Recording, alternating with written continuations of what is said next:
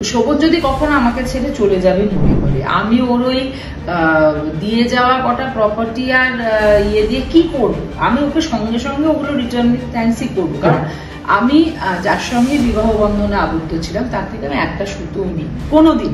একটা সময় ছিল উনি বলেছেন আমি মরে যাবো, আমি বৈশাখীর কাছে কখনো হাত পাতবো আমার হাজবেন্ডের জন্য? কোনোদিন না। আজ কিন্তু ওনাকে আমার কাছে হাত জোর করতে হয়েছে।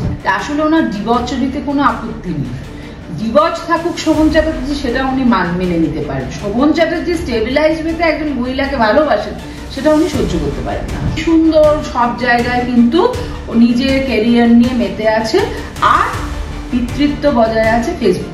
তাই এইসব লোকেদের তারা খুব কুর্নিশ জানায় যে এরা কত সুন্দর ছেলে মেয়েকে যখন প্রয়োজন পড়ে তখন সেইভাবে ইউজ করে। বিষয়টা কিরকম হয়ে গেছে বলতো, যে চিটিং করে আমি ফার্স্ট হয়ে গেছি, কিন্তু তারপর আর কোনো বড় কলেজে আমি চান্স পাচ্ছি না। আমার বিষয়টা এরকম যে আমি জিতে গেছি, আমি ইয়েতে জিতে গেলাম, কিন্তু তারপর শোভন বলছে আমি তোমার কাছে ফিরবো না। উনি বলছেন না যে হাজব্যান্ডকে আটকে রেখেছি আমি, তো আদালত কক্ষটা পুরো বন্ধ থাকতো। সেই বন্ধ দরজা যেদিন খুললো সবার সামনে, সেদিকে কি হলো, এক চর মারবো, হ্যাঁ জিপ টেনে ছিঁড়ে ফেলে দেবো, এটা সারা দুনিয়া দেখলো। রত্না চ্যাটার্জি চিৎকার করে শোভন চ্যাটার্জিকে বলছে তোয়ালে মুড়ে টাকা চুরি করেছিস, চোর, সারা বাংলা তোকে চোর বলে। তো সেটা এত মধুর সম্পর্ক, ভেতরের থেকে বাইরে সারা দুনিয়া দেখলো মারপিট করছে। একদিকে বলছে মেকআপটা তুলে দেখেছেন এরকম বিচ্ছিরি দেখতে। আচ্ছা, আমাকে তো মেকআপ তোলা অবস্থায় সবচেয়ে বেশি শোভন দেখতে পায়, তাহলে শোভনের তো ভাবা উচিত যে এরকম একটা বিভৎস দেখতে মহিলার সঙ্গে আমি কি করে থাকবো। জীবিরা ভেতরে থাকতো, তারা বলতো যে ছেলের যে ভাষা, যে বাবাকে মদ্য দুশ্চরিত্র, এটা বাবার সামনে বসে বসে বলছে। কোনো বাবা এত হিউমিলিয়েটেড হওয়ার পরে তাদের সম্পর্ক কি সুন্দরভাবে জোড়া লেগে থাকে। উনি এত সাক্ষী এনেছেন, শোভন একজন সাক্ষী নিয়ে গেছে, এত সাক্ষী এনে উনি কমব্যাট করেছেন, মানে ছেলেকে তো বাদ দিতেই পারতেন। সম্প্রতি যেটা হলো যে শোভন চট্টোপাধ্যায় এবং রত্না চট্টোপাধ্যায় তাদের যে মামলা চলছিল, সেখানে তাদের ডিভোর্সের মামলাটা খারিজ হয়ে গেছে, যেটা শোভনদা করেছিলেন এবং যেটা রত্নাদি করেছিলেন, একসাথে থাকার আবার আবেদন করেছিলেন, সেটাও খারিজ হয়ে গেছে। দুটো মামলাই খারিজ হয়ে গেছে। তো এখন যেটা তিনি বারবার করেই, রত্নাদি বারবার করেই প্রেসের সামনে মুখোমুখি হয়ে বলছেন যে হচ্ছে ফিরে আসতে, এখনো তার শোভনদার জন্য মানে দরজা খোলা আছে, তিনি যখন খুশি ফিরে আসতে পারেন। মানে এটাকে কিভাবে দেখবে, মানে এত বছর তো হয়ে গেল না, 8 বছরের ঊর্ধ্বে হচ্ছে এই লড়াই।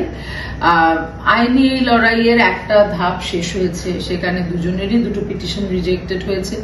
দেখো, কে কার জন্য দরজা খুলে বসে আছে আর কে সেই দরজায় গিয়ে পা রাখবে, এটা তো একেবারেই তাদের দুজনের বিষয়। এটা রত্না দেবীও জানেন যে যে বাড়ির দরজাটা খুলছেন ওই বাড়ির দরজা খোলার ওনার অধিকার নেই, কারণ বাড়িটা আমার। ওই বাড়ির দরজাটা ওনার জন্য যেদিন বন্ধ করে দেবো ওনারও ওখানে থাকার নেই, কিন্তু হ্যাঁ উনি এটা বলতে পারেন যে আমার হৃদয়ের দরজা তোমার জন্য সবসময় খোলা আছে। Let me be very specific, এখানে একটা মেটেরিয়াল পার্ট আছে, একটা ইমোশনাল। তো ওনার হৃদয়ের দরজা শোভনের জন্য খোলা আছে, এটা তো শোভনের জন্য খুবই, হৃদয়ের জন্য, এবং হৃদয়ের দরজা খোলা আছে এবং ঘরের দরজাও খোলা আছে। তাহলে কেন যেতে পারছে না শোভনদা? মানে দেখো, একজন অ্যাডাল্ট হিউম্যান বিং, হ্যাঁ মানে আমার থেকে 15 বছরের বড় শোভন, এবং শোভন দুধের রাজনীতিবিদ। এমন নয় শোভনকে তোমরা বাড়িতে এসে দেখো যে আমি চেন টেন পরিয়ে রেখে দিয়েছি। এই 8 বছরের যতদিনে আইনি লড়াই, ততক্ষণ আমি বাইরে থেকেছি, শোভন আর রত্নাই বরঞ্চ দরজা বন্ধ করে ভেতরে থেকে একটা ইয়ের মধ্যে দিয়ে, জুডিশিয়াল প্রসেসের মধ্যে দিয়ে গেছে। তো হৃদয়ের টান যদি অটুট থাকে, আজকের দিনে একটা ফোন আছে, হোয়াটসঅ্যাপ আছে, মেল আছে, আর কিছু না হোক পুরোনো দিনের চিঠি প্রথা আছে। হ্যাঁ, ওনারা বারবার ওকে একা পেয়েছেন, হাসপাতালে বিছানায় পেয়েছেন, যখন উনি বন্দী ছিলেন তখন পেয়েছেন। ছেলে দেখা করতে গেছে, লাস্ট দিন ছেলে মারপিট করতে উঠেছে যে ওকে পাওয়ার অফ অ্যাটর্নি দিতে হবে, আমাকে পাওয়ার অফ অ্যাটর্নি যেন না দেয়। তো আমি তখনও বলেছিলাম শুনবো যে আমার ওসব পাওয়ার অফ অ্যাটর্নি টেটর্নি কি হবে। কারণ দেখো, আমি মনে করি যে আসল সিকিউরিটি বা তোমার ক্ষমতার উৎস হচ্ছে মানুষটা। শোভন যদি কখনো আমাকে ছেড়ে চলে যাবে মনে করে, আমি ওর ওই দিয়ে যাওয়া কটা প্রপার্টি আর ইয়ে দিয়ে কি করবো? আমি ওকে সঙ্গে সঙ্গে ওগুলো রিটার্ন থ্যাঙ্কসই করবো, কারণ আমি যার সঙ্গে বিবাহ বন্ধনে আবদ্ধ ছিলাম তার থেকে আমি একটা সুতো নিই কোনোদিন। মানে আমার যেদিনকে মনে হয়েছিল যে আমাদের মনের মিল নেই, ও আমাকে বলেছিল যে তোকে যা যা দিয়েছি তুই আমাকে ফেরত দে। আমি একদম গুনে গুনে, ও কটা শাড়ি দিয়েছিল আর কি দিয়েছিল আমি সেগুলো গুনে ফেরত দিয়েছিলাম। ও খুব অবাক হয়ে গেছিল যে এটা আমি এত তাড়াতাড়ি কি করে এতগুলোর মধ্যে দিয়ে বাঁচলাম, কারণ আমার বাপের বাড়ি থেকে আমি অনেক পেয়েছি। তো আমি বললাম যে আমার নিয়মই হচ্ছে যে যে দিচ্ছে আমাকে তার সঙ্গে আমার যখন কোনো মনের মিল থাকে না, আমি তার জিনিসটা এমনি আর ইউজ করি না, তার জিনিসটা আমার এতটাই আলাদা করে রাখা থাকে যে তাকে ফেরত দেওয়া আমার জন্য খুব ইজি হয়। তো আমার মানে আমি শোভন সম্পর্কে এটা আবার বলবো, এটা বারবার বলি যে শোভন একজন মুক্ত পুরুষ। সে কার সঙ্গে থাকবে না। আমি ওকে আর বলতে পারি না is a adult human being, he is father of adult human beings. হ্যাঁ, মানে ওর নিজের 2 ছেলে মেয়ে প্রাপ্তবয়স্ক, একজন বাবা হওয়ার বয়স হয়ে গেছে, একজনের কয়েক বছর পরে হয়তো বিয়ে হয়ে যাবে বা নিজের পায়ে দাঁড়িয়ে যাবে।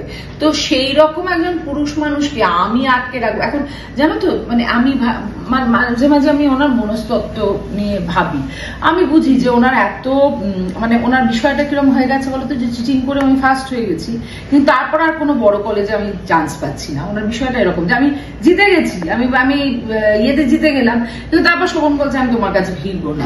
কিন্তু এখন যেটা একটা নতুন তথ্য উত্থাপন করা হয়েছে সেটা হচ্ছে 2জন বাচ্চা। না না, এটা এখন না, এবং শোভনদা রত্নাদির উপরে ভার ছেড়ে তিনি আসলে এগুলো খুব ক্লেভারলি ক্রাফটেড। ওই এসআইআর এর কথা বলছিলে না, এসআইআর এর মতো হঠাৎ ইলেকশন এলে একটা ঢু ওঠে আর কি।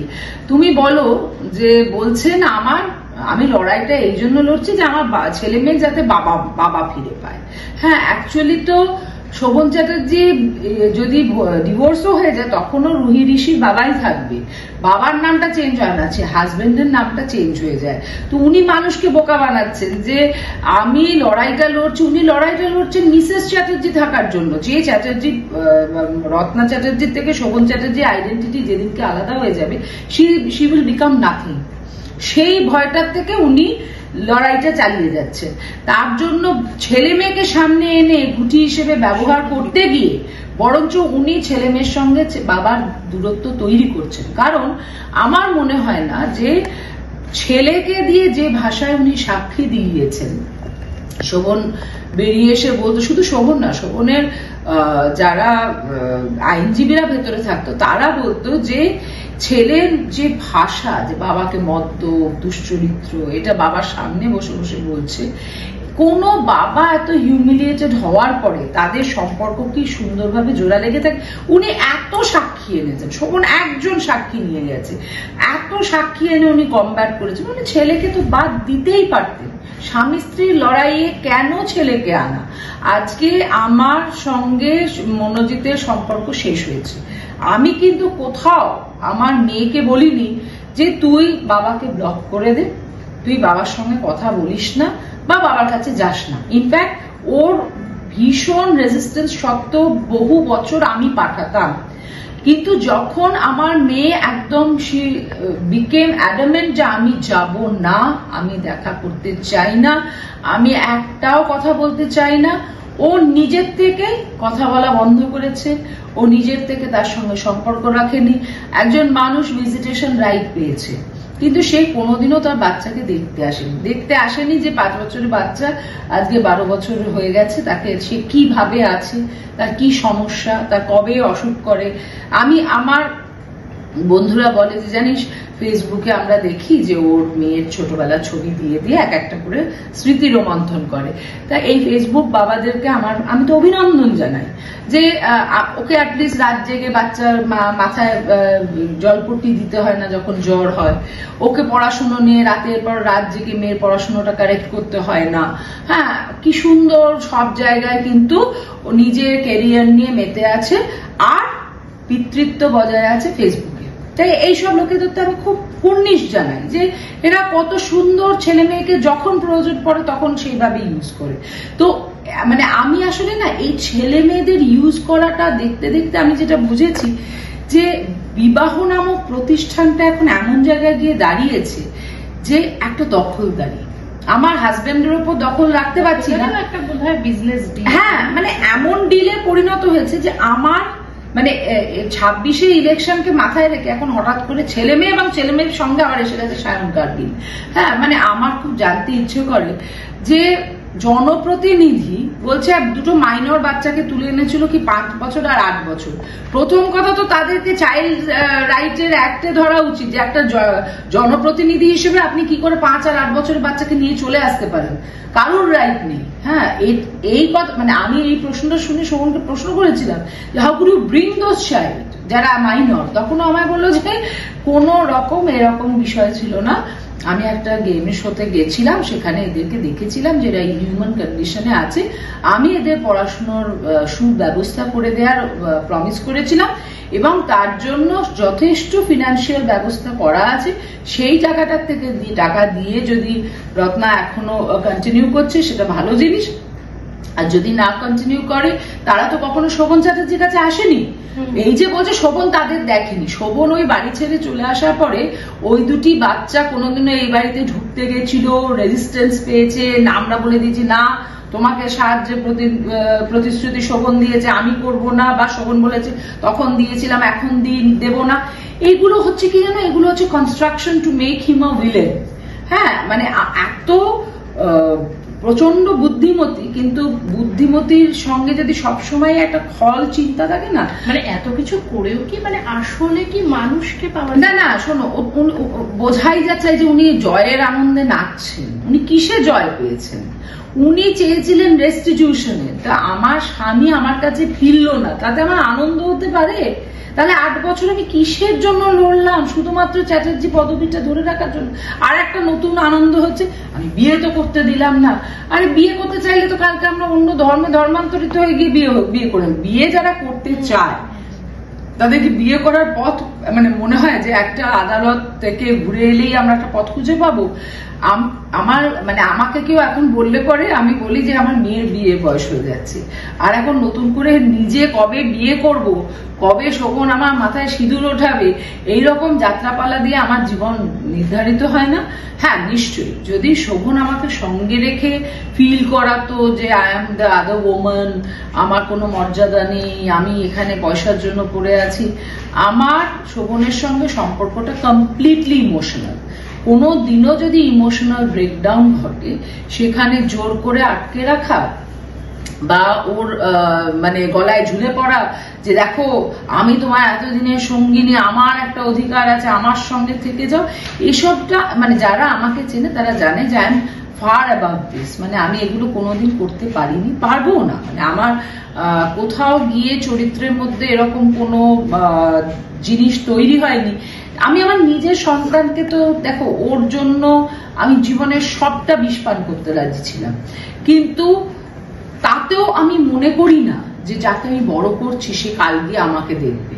ওকে বড় করাটা আমার দায়িত্ব, কিন্তু ও আমার কোনো ইনভেস্টমেন্ট নয় যার থেকে আমি ভবিষ্যতে গিয়ে রিটার্ন পাই। আমার কোনো সম্পর্ক কোনো ইনভেস্টমেন্ট নয়। আমি কমিটেড, আমি ভালোবাসি মানুষকে, সেটা আমার বাড়িতে যে 22 জন থাকে তাদেরকেই ভালোবাসি। শোভনকে বিশেষভাবে ভালোবাসি, মেয়েকে বিশেষভাবে ভালোবাসি, আর এদেরকে ভালোবাসি না তা নয়। আর এরা প্রত্যেকে জানে, যে কারণে উনি আমার জীবন ধারণকে ধার করে করে নিয়ে এসে উনি বলেন এই আমি তো ওদের পিএসওর জন্য আমি রান্না করতাম। তারা হাসে, তারা এই বাড়িতে বলে যে আমাদের ফাঙ্গাস পড়ে যাওয়া মিষ্টিগুলো নিচে পাঠিয়ে দেওয়া ছাড়া আর কোনোদিনও একটা মানে চা করে উনি খাওয়াননি। তো উনি কি হতে চাইছেন? উনি বৈশাখী হতে চাইছেন। তাতে তো আমার খুব ভালো লাগে। এবং আমি শেষে বলবো যে আমি একটা ইন্টারভিউতে দেখছিলাম যে উনি আমার কাছে হাত জোর করে বলছেন এবার ছাড়ুন, এবার ছাড়ুন করে। তা আমার খুব ভালো লাগলো, বুঝলে, কারণ একটা সময় ছিল উনি বলেছেন আমি মরে যাব, আমি বৈশাখীর কাছে কখনো হাত পাতবো আমার হাজবেন্ডের জন্য? কোনোদিন না। আজ কিন্তু ওনাকে আমার কাছে হাত জোর করতে হয়েছে। কিন্তু বিশ্বাস করুন, আমি আবার বলছি, আমি বহুবার শোভনকে বলেছি যে শোভন তুমি যদি ফিরে যেতে চাও তুমি কিন্তু একদম নির্দ্বিধায় চলে যাবে, কারণ আমি কখনো কারোকে আটকে রাখায় বিশ্বাসী নই। আর সত্যি কথা বলতে ওর তো আমার সঙ্গে কোনো লিগাল বাইন্ডিং নেই, যে ও শোভনের আরো কত বান্ধবী ছিল, মানে একজন নয়, আরো অনেক মহিলাদের সঙ্গেও মিশতো, তাদের বহু লোকের নাম ও নিজে নিয়েছে যে এর সঙ্গে ক্লোজ ছিল, ওর সঙ্গে ক্লোজ ছিল। তাদের মানে আমি এই যে মানে কিরকম কন্ট্রাডিক্টরি কথা দিয়ে মানুষকে গুলিয়ে দেওয়া হয়।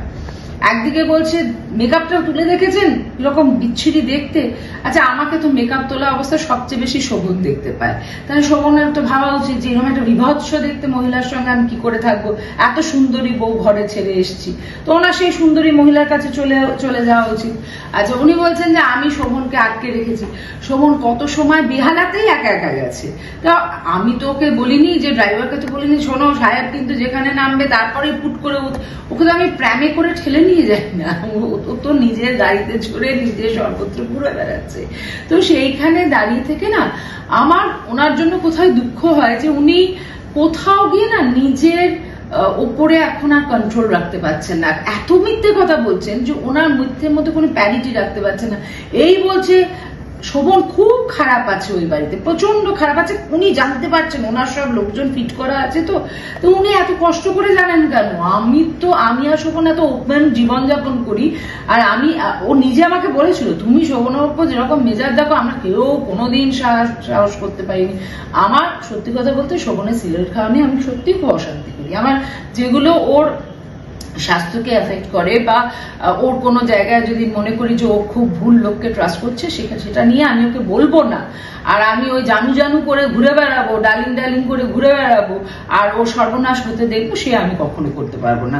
তার জন্য যদি কেউ ভাবে যে ওর অশান্তি আছে, নিশ্চয়ই ওকে খানিকটা তো অশান্তি আমার কাছে ফেস করতে হয়, এটা কারণ শোভন অত্যন্ত শান্ত মানুষ, শোভন আমার সঙ্গে তো কোনো ঝগড়া করবে না, ঝগড়া আমিই করি, আর ঝগড়া করি মানে যে আমাদের মধ্যে ভালোবাসা নেই তা নয়, কিন্তু এই জীবন যদি ওর এত নরকের মতো হয় তাহলে ও তো যে কোনো সময় চলে যাওয়া উচিত এখান থেকে। কারণ আমি এই যে বারবার শুনি না একটা গল্প, উনি বলেন প্রথমে বললেন বৈশাখী পুরো পাথর কবচ, মানে বিশ্বাস করো ওনার জন্য যেটা হলো যে আমি এত ভালোবাসতাম একটা রুবির আংটি, আমার একটা স্বাদের রুবির আংটি ছিল, সেটা ভয় আর পড়ি না যে আবার ভাববে ওইটা পাথর কবচ করে রেখে দিয়েছি, হ্যাঁ পাথর কবচ করে রেখে দিয়েছে, জানো না শোভনকে কোনো কথা বলতে দেয়া হয় না কারোর সঙ্গে, ওর ছোটবেলার বন্ধুরা আসে, হ্যাঁ আচ্ছা কাদের সঙ্গে মিশতে দেওয়া হয় মানে আমি শুধু উনি কত বড় মনের মানুষ যে সমস্ত মহিলারা শোভনকে কুপ্রস্তাব দিয়েছে, নোংরা ছবি পাঠিয়েছে, তাদেরকে উনিও চেনেন,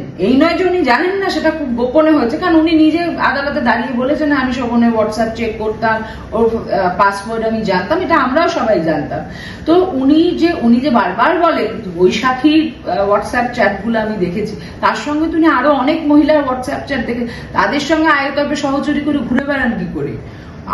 আমার না জায়গাটা কোথায় হাসি পায় বলতো, ওনাকে যারা চেনেন তারাও বলেন যে আসলে ওনার ডিভোর্সরিতে কোনো আপত্তি নেই, ডিভোর্স থাকুক শোভন চ্যাটার্জি সেটা উনি মেনে নিতে পারেন, শোভন চ্যাটার্জি স্টেবিলাইজ হতে একজন মহিলাকে ভালোবাসেন সেটা উনি সহ্য করতে পারেন না, তার জন্য ওনার এত প্রতিক্রিয়া। আর ইয়ে ডর আমি আচ্ছা লাগতা হ্যাঁ, আমি এটুকুই বলবো যে জয়ের শেষেও যখন আমার কাছেই হাত জোর করতে হচ্ছে, ইনফ্যাক্ট ওর এক খুব পরিচিত লোক এসে বলেছিল যে আমি বৌদিকে বলেছিলাম যে বৌদি বৈশাখী দি তো খুব বড় মনের মানুষ, তুমি গিয়ে বৈশাখী দি পায়ে পড়ে যাও, বৈশাখী দি শোভনকে ছেড়ে দেবে। তো শোভন শুনে চাই যাতে বেরো, আর কোনদিন ঢুকতে দেখ নিয়ে আসে ছেলেটিকে। তা আমি ইনফ্যাক্ট আমার পাও ধরতে হবে না,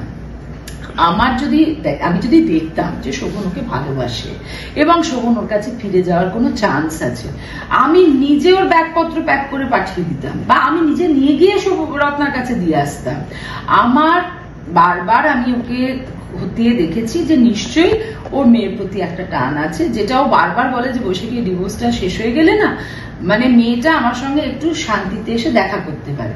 দেখো ফোন এই যে বলছে ফোন ব্লক করে দিয়েছে, উনি কতটা রেসপন্সিবল, শোভন আর শোভনের মেয়ে ফোনে কথা বলতো, সেই ফোন থেকে উনি কথা বলার চেষ্টা করলেন শোভনের সঙ্গে, শোভন সঙ্গে সঙ্গে ফোনটা ব্লক, তাহলে উত্তরটা তো উনি বারবার পাচ্ছেন যে আচ্ছা আমাকে কেউ যদি ভালো না বাসে আমি জোর করে ভালোবাসা পেতে পারি, এটা কখনো সম্ভব? কোনো আদালত ওনাকে লিখে দিল যে আমি এই অবস্থায় নেই যে এই অ্যাক্রিমোনিয়াস সম্পর্ক থাকা সত্ত্বেও তোমাদের একত্র বাসের অর্ডার দেবো, এর থেকেও তো সম্বিত ফেরা উচিত যে উনি নিজেই তো চাননি, উনি অ্যাকচুয়ালি এখন এত স্বাধীনতায় অভ্যস্ত হয়ে গেছেন যে উনি নিজেও চান না যে শোভন ফিরে যান, শুধু শোভন শোভন চ্যাটার্জি ওর হাজবেন্ডের ট্যাগটা থাকুক ইনট্যাক্ট, সেটা উনি চান, সেটা আছে, সেটা এখনো আছে, ভবিষ্যতে থাকবে কিনা আমি আবার বলছি সেটা তো আদালত ডিসাইড করবে।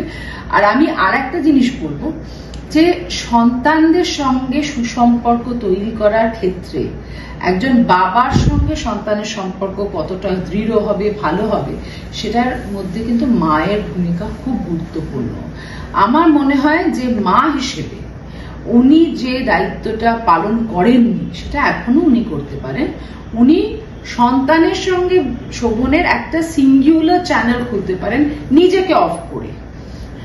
উনি সবসময় ওটাতেও দখলদারি, আমার মেয়ের সঙ্গে কথা বলতে হলে আগে আমার সঙ্গে কথা বলতে হবে, এই জায়গাটার থেকে বেরিয়ে আসুন। এই যে বলছেন যে আচ্ছা একদিকে যদি মার আনন্দে পার্টি করে থাকে তাহলে তো বাবার দুঃখে পার্টি করছে সন্তান, এটা কি একটা বাবার শুনতে ভালো লাগছে? যে বাবাকে ভরা কোর্টের মধ্যে বেইজ্জত করেছে জ্যাঠা আর ভাই মিলে, আর সেটা শুনে মেয়ে গিয়ে পার্টি করছে, এটা কি কোনো বাবার শুনতে ভালো লাগছে? এই গল্পগুলো উনি বানিয়ে বলুক, উনি সত্যি বলুন, এটা ঠিক করছেন না। এর মাধ্যমে কোনো সম্পর্ক স্মুথ হবে না, উনি সম্পর্কগুলো আরো অবনতির দিকে ঠেলে দিচ্ছেন। আর শেষে একটা কথা বলি যে উনি বলেছেন যে ওনাকে প্রচুর প্রলুব্ধ করা হয়েছিল যাতে উনি মিউচুয়াল দিয়ে দেন, উনি একদম দিতে চাননি। আমি বলছি উনি মিউচুয়ালে প্রস্তাব মানে নিজের হাজবেন্ডকে শাহরুখ খানটার মনে করে প্রথমে 10 কোটি করে 2 বাচ্চার সঙ্গে যাবতীয় সম্পত্তি সব লিখে দিতে হবে। এবং সেখানেও খুব ইন্টারেস্টিং, শোভন যখন মেয়ের নামে লিখতে চেয়েছে বাড়িটা তখন বলেছে যে না, রত্না চ্যাটার্জির নামে রেজিস্ট্রি করে দিতে হবে। তো এইটুকু যেন উনি সততার সঙ্গে স্বীকার করেন, কারণ এর কিন্তু একটা প্রমাণ নেই, এর হাজারো প্রমাণ আছে যে উনি মিউচুয়াল ডিভোর্সের জন্য একবার নয় বারংবার বসেছেন, উনি দর কষাকষি করেছেন। শোভন সেই দর কষাকষিতে আনসাকসেসফুল হয়েছে, কারণ যে টাকা, যে পরিমাণ টাকা চাওয়া হয়েছিল, যা যা টাকা করা হয়েছিল সেটা আমাদের পক্ষে সম্ভব ছিল না। Naturally he has refused. কিন্তু আমাদের ভদ্রতা করে আমরা সেই কথাটা বাইরে দিলাম না বলে উনি এখন হঠাৎ করে সতী সেজে বলছেন যে না না, আমি কোনো দিন মিউচুয়াল ডিভোর্সে রাজি হইনি। প্রথমে আমার অবাক করা লাগে যে এই ধরনের কথাবার্তা, যেটা একটা হাজব্যান্ড ওয়াইফের মধ্যে কথাবার্তা, সেটা উনি বারবারই করে দিয়ে এখনো তো ভোট আসতে একটু দেরি আছে, উনি তো এগুলো ইউজ করবেন। উনি তো নারী স্বাধীনতার প্রতীক, কত নারীদের অধিকারের প্রতীক, এটা নিয়েই কারণ উনি কাজকর্ম করেননি।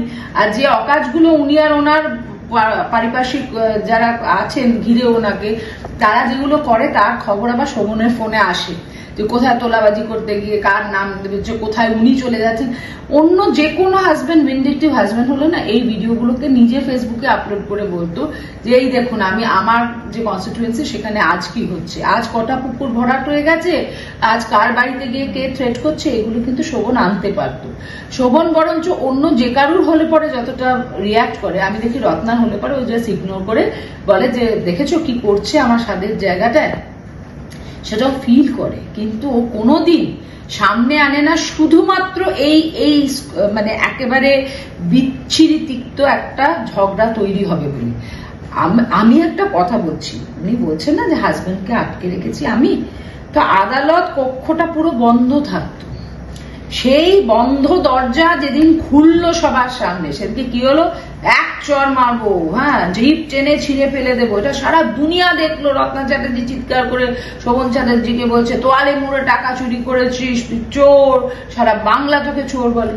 তো সেটা এত মধুর সম্পর্ক, ভেতরের থেকে বাইরে সারা দুনিয়া দেখলো মারপিট করছে। হ্যাঁ, এটা কোনো স্পোরাডিক ইনসিডেন্ট হতে পারে? তুমি যদি আজকে তোমার হাজবেন্ডের সঙ্গে যদি এত কর্ডিয়ালি রিলেশনশিপ হয়, আমার আর মনোজিতেরও মিউচুয়াল হয়েছে, ভেতরে দুজনে অত্যন্ত তিক্ততা ছিল, দুজনে গিয়ে যখন একসঙ্গে একটা কাঠগড়ায় দাঁড়িয়েছি, ওর কি ফিলিং হয়েছিল জানি না, কিন্তু আমার মনে হচ্ছে যে যার জন্য আমি এক কাপড়ে বেরিয়ে গেছিলাম, আজ এসে আদালতে এসে সেই বিয়ে নালিফাই করার জন্য দুজনকে আসতে হয়েছে, আমি বাড়ি ফিরে খুব কেঁদেছিলাম। কিন্তু বিশ্বাস করো, যেদিনকে আমি একটা ইন্টারভিউতে শুনলাম যে মনোজিৎ নাকি ওকে অভিনন্দন জানানোর জন্য কোনো সাংবাদিককে ফোন করেছে, আমি বুঝলাম কি যে শিক্ষা দীক্ষা কতগুলো কাগজের ডিগ্রিতে পরিণত হয়ে গেছে। নয়তো যে নাকি নিজের শিডিউল কাস্ট আইডেন্টিটি নিয়ে এত বলে যে আমি শিডিউল কাস্ট, আমি মার্জিনালাইজ সোসাইটি থেকে উঠে এসেছি, তাহলে তোমার বাচ্চাকে রত্না চ্যাটার্জি শিডিউল কাস্টের বাচ্চা, মন্ডলের বাচ্চা বলে গালাগালি দেয়, তোমার বাচ্চাকে বডি শেমিং করে, বলে আমার বরের খেয়ে খেয়ে বাচ্চা মোটা হচ্ছে। মানে আমাকে কি বলেছে না হয় বাদ দাও, একটা দুধের শিশুকে যা বলেছে। আমি আমার মেয়ে আর মেয়ের ন্যানিকে নিয়ে শোভনের দরকারে, রত্না, শোভন, আমি, মেয়ের ন্যানি এবং শোভনের এক অ্যাডভোকেট বন্ধু, আমরা গেছিলাম বম্বে। সেখানে আমার বাচ্চাকে হোটেলে রেখে আমাকে যেতে হয়েছিল হচ্ছে কাজে। শোভন রত্নাকে বলেছিল যে বাচ্চাকে দেখো, বাচ্চাকে একটা খাবার পর্যন্ত দেয়নি। শোভনে এঁঠো কিছু খাবার পড়েছিল, বলেছিল মেয়রের এঁঠো খাওয়াটা ভাগ্যের বিষয়, এই এঁঠো ধোসাটা খাইয়ে দাও। ফিরেছিলাম যখন না, আমার আয়ার মধ্যে সেই সম্মান বোধছিল, বলেছিল দিদি এই পরিবারটার সঙ্গে আর কখনো বেরিয়েও না, এরা মানুষ নয়, মানুষটাকে কিচ্ছু খেতে দেয়নি। আমি শেষে আমার টাকা দিয়ে ফোন করিয়ে একটু ভাত আর বাটার নিয়ে এসে বাচ্চাকে খাই। সেই মহিলাকে অভিনন্দন জানাচ্ছে কে? মনোজিৎ মন্ডল, যার ওই বোন ম্যারো ট্রান্সপ্লান্ট ইউনিটে না কোনো রত্না চ্যাটার্জি যায়নি, একটা মাস এই বৈশাখী ব্যানার্জি সেবা করেছে। যারা বলছে না ক্যান্সার পেশেন্টকে ছেড়ে চলে এসছি, আরে ওর মধ্যে লজ্জা থাকলে পরে রত্না চ্যাটার্জিকে আমাকে ডিফেমেটরি নোটিশ পাঠাতে হয়েছিল, ডিফামেশনে, যে বলেছিল আমাকে নাকি মনোজিৎ মন্ডল ব্যবহার করেছে হানি ট্র্যাপ করার জন্য। কি না বলেছেন একজন মহিলা, বলেছে মনোজিৎকে গাছে বেঁধে পেটানো। এই সমস্ত থামানোর জন্য আমাকে ডিফামেশন নোটিশ দিতে হয়েছে। আর আজ ওকে অভিনন্দন জানাচ্ছে কে? মনোজিৎ মন্ডল, অধ্যাপক, ডক্টরেট। তাহলে আমি ডক্টরেট হই আর আমি ডোমের কাজ করি, যে কাজই করি, ভেতরে নিম্নগামী পুরুষতন্ত্র মানে বেঁচে থাকলে না, সেই পুরুষতান্ত্রিক মানসিকতাটা সেখানেই আনন্দ পায় যে স্ত্রীর বোধহয় খুব পরাজয় হলো। আরে আমি তো না হয় রত্না চ্যাটার্জি, সবাই জানে রত্না চ্যাটার্জি ডিভোর্স দিচ্ছে না বলে শোভন বৈশাখী বিয়ের একটা আনুষ্ঠানিক ঘোষণা হচ্ছে না, কিন্তু আমি তো তাকে 3 বছর ছেড়ে দিয়েছি। এত সোনায় মোড়া একটা ছেলে, এত ভালো একজন লোভনীয় পুরুষ, হ্যান্ডসাম, ইংরেজি জানে, ইংরেজির কিছুদিন আগে পর্যন্ত বিভাগীয় প্রধান ছিল, সমস্ত ফেসবুক খোলে হুস সঙ্গে পোস্ট দেন, কখনো শিক্ষামন্ত্রী কখনো স্পিকার, কে নেই ওনার সঙ্গে ছবিতে। তারপরে একটা ঘর করতে পারলো না, ওই একা বৈশাখী বন্দ্যোপাধ্যায় জুটেছিল একটা বোকা মেয়ে যার সঙ্গে 14 বছর ঘর করেছিল। তারপরে তো 4 বছর আর একটা আমাকে তো বুক ঠুকে বলেছিল, এই দেখবি তুই তোর বিয়ে হবে না কিন্তু আমি ঘর সংসার করবো। উনি বিরাট বাড়ি বানাতে পারেন, ওনার মেয়ে কখনো সেখানে পা দেয়নি। উনি বলুক তো যে ওনার মেয়েকে উনি একটা সুতো কিনে পাঠান। শোভন কিন্তু ছেড়ে এসছে না, সব টাকা পয়সার ব্যবস্থা করে এসছে, আর আমার জন্য আমার বাবা মা ব্যবস্থা করে গেছে। আমি মনোজিৎ মন্ডলেরও পরোয়া করি না, আমি শোভন চ্যাটার্জির ওপর নির্ভরশীল নই ফিনান্সিয়ালি, আর আমার চাকরি গেলেও আমার ব্যবসাটা এখনো আছে। কাজী কেউ যেন এটা না ভাবে যে রত্নার জয়ে আবার অন্য কারুর ইগো খুব আনন্দিত, খুব ইনফ্লেটেড ইগো নিয়ে ঘুরবে। আমার মনে হয়েছিল যে হয়তো একটা জায়গায় বিবেক থাকবে যে মহিলার সম্পর্কে এই কথাগুলো বলছে রত্না চ্যাটার্জি, সে একদিন হলেও 2 দিন হলেও কিন্তু ওর সেবা করেছে, আর ও সেটা জানে। ইভেন যে শোভন চ্যাটার্জিকে নিয়ে বলছে, সেই শোভন চ্যাটার্জি এই বাড়িতে আপনাদেরই আগের ইন্টারভিউগুলোয় দেখবেন স্বীকার করেছে আমার জন্মদিন পালন করত, ওর পুজোগুলো যাতে একলা না কাটে, আমরা পুজোয় বেরোলে ওকে সঙ্গে নিয়ে যেতাম, ওর পুজোর জামা কাপড় আমি কিনে দিয়েছি, ওর ইভেন আন্ডার গার্মেন্টটা আমি কিনে পাঠাতাম, যে আমার হাজবেন্ডকে কেউ দেয়ার নেই তাই আমি আছি। আজ আমি না যখন এইগুলো দেখি তখন আমি শুধু ঈশ্বরের কাছে এটা প্রার্থনা করি যে জীবনে এত মিননেস দেখলাম, কোনো একটা ছিদ্র দিয়েও যেন এই মিননেস আমার মনে প্রবেশ না করে। কারণ পৃথিবীতে না খারাপ জিনিসটা খুব ছোঁয়াচে জিনিসের মতো, খুব তাড়াতাড়ি ছড়িয়ে যেতে থাকে। তো আমার খালি মনে হয় যে এই খারাপগুলো ট্যাকল করতে করতে আমিও যদি এদের পর্যায়ে নেমে যাই, ঈশ্বর আমাকে কোনোদিন সেটা না করুন। বিশ্বাস করুন, যদি কখনো খবর পাই যে মনোজিৎ কারোর সঙ্গে সেটেল করছে, আমাকে কদিন আগে একজন বলে যে জানো তো অমুক মেয়ের সঙ্গে আমরা দেখলাম অমুক জায়গায়, আমি ভালোই তো, ও তো এখন যদি সেটেল করে ওরকে কেউ খেয়াল রাখার থাকে সে তো ভালো জিনিস, মুক্ত উনি। কিন্তু উনি আমার থেকে মুক্ত হতে পারেননি জেনে আমার ভালো লাগলো যে উনি এখনো আমার হারে এত আনন্দিত পান। বৈশাখী এখনো ওনাকে আনন্দই দিচ্ছে, কিন্তু উনি আমার জীবনে প্রত্যেকটা দিন দুঃখ দেন, এবং এখন উনি দুঃখ দিলেন এই বলে যে উনি সেই মহিলাকে কংগ্রাচুলেট করছে যে ওর সন্তানকে ছোট করেছে। তার জন্য না আমি বলবো যে আমার খুব কষ্টই হয় যেন, যে মানে যখন রত্না চ্যাটার্জিকে বলতে দেখো মনোজিৎ মন্ডল বলেছে উনি ডোমেস্টিক ভায়োলেন্স করিনি, তাই জন্য বৈশাখী মিথ্যে কথা বলছে মনোজিৎ মন্ডলের নামে। আমি আমার এই জন্য হাসি পায় যে উনি একদিকে বলেন নারীদের কথা, নারী অধিকারের কথা, শেষ অবধি লড়বেন এইসব কথা, কিন্তু উনি বলছেন যে আমি মনোজিৎকে ছেড়ে দিয়েছি শোভন চ্যাটার্জির সঙ্গে থাকার জন্য। মনোজিৎ মন্ডল নিজে স্বীকারোক্তি হচ্ছে যে আমরা আলাদা হওয়ার সিদ্ধান্ত নিয়েছিলাম বহু আগে। আজকে 2012 অব্দি 14 অব্দি যদি আমাদের সম্পর্ক টিকে থাকে সেটা আমি ডিভোর্স করিনি, তাই 2021-এ গিয়েও আমি করতাম না। সত্যি কথা বলতে আমার একটাই খুব ছোট্ট লজিক ছিল যে এই বিয়েটা করতে গিয়ে না আমি প্রথমবার আমার বাবা মার মনে আঘাত দিয়েছিলাম। আমি আমার জীবনে এমন কোনো কাজ করিনি যাতে তারা আঘাত পায়। আমি তাদেরকে আঘাত দিয়ে এক কাপড়ে বেরিয়ে গেছিলাম, আমি আমার বাবা মার স্বপ্ন চুরমার করে দিয়েছিলাম, কিন্তু আবার ওই বিয়ে ভেঙে দেওয়ার জন্য গিয়ে আদালতে দাঁড়াবো এই মানসিকতা আমার ছিল না। সেই স্টেডিনেস আমাকে শোভন দিয়েছিল, বলেছিল বৈশাখী তোমাকে ফোন করে করে ওর গার্লফ্রেন্ডের গল্প বলছে আর তুমি চুপ করে দু চোখ থেকে জল পড়ছে, এই দৃশ্য দেখা যাচ্ছে না, তুমি কি মানুষ? তুমি এক্ষুনি ওকে ডিভোর্স দাও।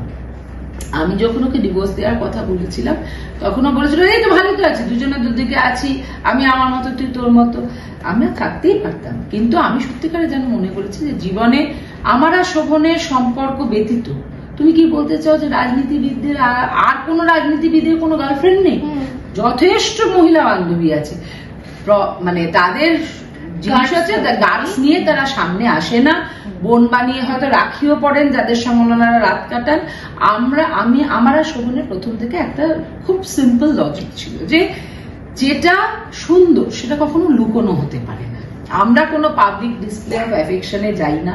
তুমি দেখবে না যে প্রত্যেকটা জায়গায় ও আমার কাঁধে হাত দিয়ে ঘুরছে বা আমাকে ধরো ধরো মা করে যাচ্ছে, সেরকম কোনো বিষয় থাকে না। কিন্তু আমাদের সম্পর্কের মধ্যে কোনো জায়গায় এমন ছিল না যে আমরা গোপনে রাখবো, কারুরকে জানতে দেবো না, আমরা লুকিয়ে লুকিয়ে একটা সম্পর্ক। আপনাদের তো বলেছিলেন যে থাকুক না সম্পর্ক, বাড়িতে ফিরে এলেই তো হবে। তো এই কথাগুলো তো ওনার অ্যাডমিটেন্সে আছে।